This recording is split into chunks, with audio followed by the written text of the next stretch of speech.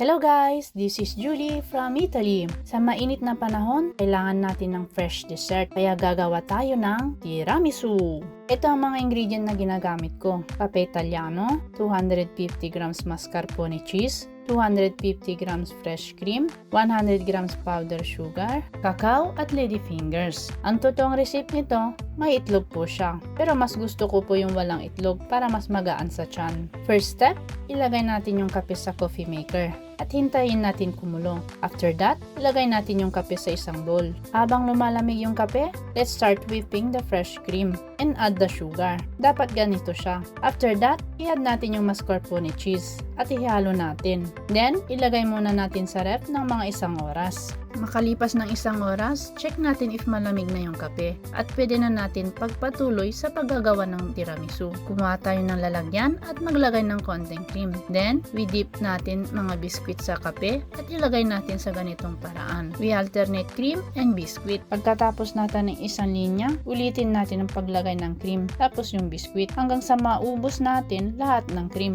At the end, maglagay tayo ng cacao sa ibabaw sa ganitong paraan. Ayan na, tapos na po. Ilagay na natin sa ref ng mga 6 to 8 hours at pwede na natin kainin. Thanks guys! Like and share! See you in the next video!